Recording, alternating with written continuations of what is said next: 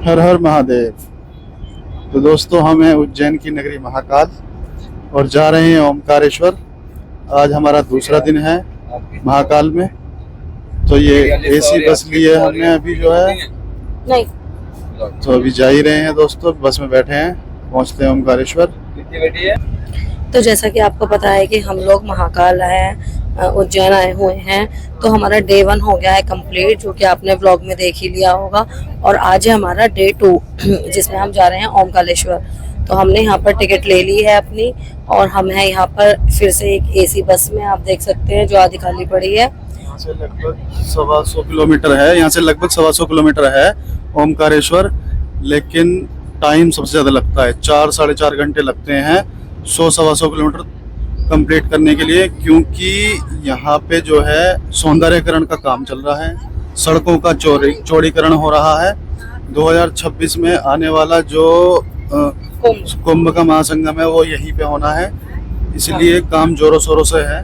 बहुत सड़कें खराब हो चुकी हैं यहाँ पर, तो इसकी वजह से थोड़ा टाइम लग रहा है। लेकिन ओमकारेश्वर के में जो हम देखेंगे, जो दर्शन करेंगे, जैसी भी व्यवस्था होगी वो सब हम आपको दिखाने की कोशिश करेंगे।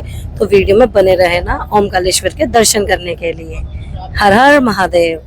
हर हर महादेव। तो हम निकल गए हैं ओमकारेश्वर के लिए, जैसे कि आपको हमने बताया। और आपने हमारे पार्ट 3 देख लिए हो तो प्लीज कमेंट करके जरूर बताना कि आपको हमारा पार्ट 1, पार्ट 2 और पार्ट 3 कैसा लगा। और ये है पार्ट 4 जो चल रही है हमारी उज्जैन यात्रा। मैं आपको बता देती हूँ, जिसको नहीं पता है, कि हमारी है एनिवर्सरी। 13 साल हम दोनों को एक साथ हो गए हैं और हम कर रहे हैं उज्जैन यात्रा। तो उज्जैन के दर्शन करने के बाद हम निकल गए हैं ओमकारेश्वर, जो उज्जैन से 144 किलोमीटर दूर है। और ये आ गई है यहाँ पर बीच में नर्मदा नदी, जो रास्ते में ही पड़ी थी। तो हम लोग पहुंच गए थे कम से कम 4 घंटे में हम लोग ओमकारेश्वर पहुंचे थे, क्योंकि 144 किलोमीटर जो है वो ज्यादा दूर तो नहीं है, लेकिन वहां का रास्ता बहुत ज्यादा खराब था। तो इसलिए पूरे के पूरे 4 घंटे लगे हमें पहुंचने में। तो हम देखिए यहाँ पर आ गए हैं, और ये है नर्मदा नदी, और ये है नर्मदा नदी के ऊपर का पुल। इस पुल को क्रॉस करके हम जाएंगे ओमकारेश्वर मंदिर, बिल्कुल सामने ही है। और वो ऑटो वाले हमको थोड़ा बाहर उतार देते हैं, और ये वॉकिंग डिस्टेंस पर ही है। आप देख सकते हैं यहाँ पर धूप की वजह से कितने बढ़िया इंतजाम कर रखे हैं कि पैर ना जलें और लोगों को धूप ना लगे, जो भक्त आ रहे हैं यहाँ पर। तो ये ओमकारेश्वर का जो रास्ता है वही है जहाँ से हमें लाइन में लगना है। तो आप देख सकते हैं आ गया है ओमकारेश्वर ज्योतिर्लिंग, जो ये एक ज्योतिर्लिंग ही है।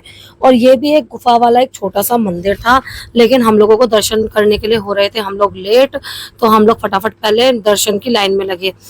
और आप देख सकते हैं नर्मदा नदी कितनी प्यारी लग रही है, और अभी और भी प्यारी लगेगी। तो पूरी वीडियो में बने रहिएगा और देखिएगा कि हम क्या क्या दर्शन करते हैं और कितनी मुश्किलों के साथ करते हैं।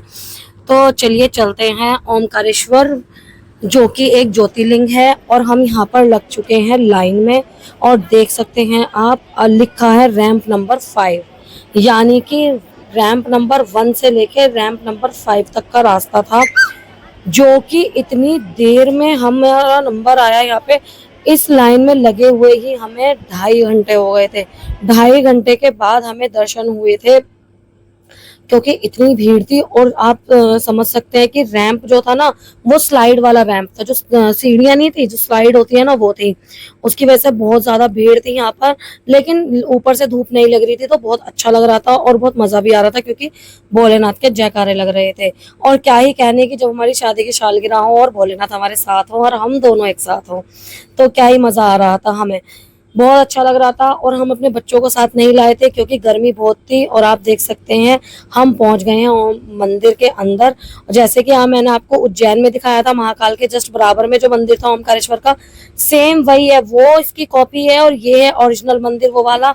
आप देख सकते हैं यहाँ पर भी वैसे ही खंबे बने हुए हैं जैसे वहां पे बने थे, और बहुत ही सुंदर और बिल्कुल इतना प्यारा और शांत वाला मंदिर था, बहुत ही अच्छा लग रहा था। और दर्शन करने के लिए मैं आपको बता दूं, बहुत छोटी सी जगह थी जहाँ से आपको बाबा दिखते हैं, और लेकिन इतने नजदीक से दिखते हैं ना। महाकाल में क्या है कि दूर से बाबा दिखते हैं, और यहाँ पे बहुत ज्यादा नजदीक से दर्शन होते हैं। बस बीच में एक छोटा सा शीशा लगा हुआ है, ये देखिए आप, ये आपको दिख रहे हैं बाबा का श्रृंगार चल रहा था जब हम लोग दर्शन के लिए जा रहे थे।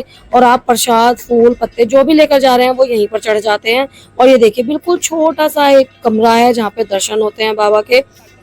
और हम लोगों ने यहाँ दर्शन कर लिया। हम लोग आपको नहीं दिखा पाए, ये देखिए ऊपर आपको दिख रहे हैं छोटे से दर्शन। तो हम दर्शन कर कर आ गए थे नर्मदा नदी पर। यहाँ पर हमें नर्मदा नदी को भी प्रणाम करना था तो हमने यहाँ पर किया। और फिर हमने सोचा कि अब हमें दूसरे मंदिर जाना था, तो हमने सोचा कि बोट से जाएंगे, क्योंकि हमने पहले कभी बोट में बैठे भी नहीं थे और यहाँ पर बोटिंग हो रही थी। और कहा जाता है कि नर्मदा नदी जो है वो, उसको देखने से ही आपके सारे पाप कट जाते हैं, एकमात्र दर्शन से ही। और यहाँ का एक एक पत्थर शिवलिंग कहलाया जाता है इस नदी का। आपको यहाँ से कोई भी पत्थर उठा के ले जाओ नदी से, आपको ना उसकी स्थापना करने की जरूरत है, ना उसकी उसमें प्राण प्रतिष्ठा देने की जरूरत है। सीधा उसकी आप पूजा कर सकते हैं, क्योंकि नर्मदा नदी से निकला हुआ हर पत्थर शिवलिंग कहलाता है। ये महादेव ने आशीर्वाद दिया था। और आप देख सकते हैं यही है ओमकारेश्वर मंदिर। ये है सारे रैंप इसके। हमें पूरी 5वीं मंजिल तक गए थे हम लोग ऊपर, जहाँ पर बाबा बैठे हुए हैं। और फिर हम नर्मदा नदी क्रॉस करके पहुंचे दूसरे वाले मंदिर, आप देख सकते हैं। और हमने यहाँ पे लाइफ जैकेट भी पहनी हुई है, जैसे कि जगह जगह पता है आपको हादसे हो रहे हैं, तो ये अपनी सेफ्टी बहुत जरूरी है। तो हम पहुंच गए थे यहाँ पर दूसरे मंदिर हैं हम ममलेश्वर ज्योतिर्लिंग। ओमकारेश्वर के दर्शन के बाद ममलेश्वर के ज्योतिर्लिंग के दर्शन करने बहुत जरूरी है, वरना आपके दर्शन अधूरे माने जाएंगे। जैसे महाकाल के दर्शन करने के बाद काल भैरव के जरूरी हैं, ऐसे ही ओमकारेश्वर के बाद ममलेश्वर महादेव के दर्शन करने बहुत जरूरी हैं।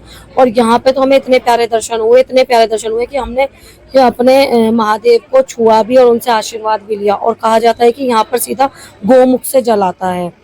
तो आपको हमारी जर्नी ये कैसी लगी प्लीज़ कमेंट करके ज़रूर बताना। और जिसको भी उज्जैन जाने की कोई भी समस्या आ रही हो, या किसी को कोई इंक्वायरी चाहिए, कुछ चाहिए, आप कमेंट करके हमसे पूछ सकते हैं, क्योंकि वहाँ पर जाकर हमारे क्या क्या परेशानी हुई वो हमने आपको नहीं बताया। और जय श्री श्याम। और ध्यान रखिएगा अपना, हमारे चैनल को आपको फॉलो करना है, लाइक करना है, कमेंट करना है। हम वापस आ गए थे अपनी बस में, क्योंकि हमें उज्जैन जाना था वापस। और फिर ये देखिए उज्जैन जाके हमने बड़े गणेश जी के दर्शन करे, और उसके बाद महाकाल के एक बार फिर दर्शन करे थे हमने, जो हम आपको नहीं दिखाए। बहुत प्यारे दर्शन थे वो हमारे। और हमारी वीडियो बस इतनी ही। अपना ध्यान रखिएगा। हर हर महादेव। और हाँ, फिर हम आ गए थे चलते टाइम अपनी बस में वापस, जो कि जाना है हमें वापस अपने घर। तो देखिए ये है बस अड्डा नानाखेड़ा, और ये थी हमारी बस। और आप देख सकते हैं ये प्यारी प्यारी पवन चक्कियाँ कितनी सुंदर लग रही है। ये भी मैंने पहली बार ही देखी थी, क्योंकि ये पहले के जमाने में चलती थी। तो आपको हमारी वीडियो कैसी लगी?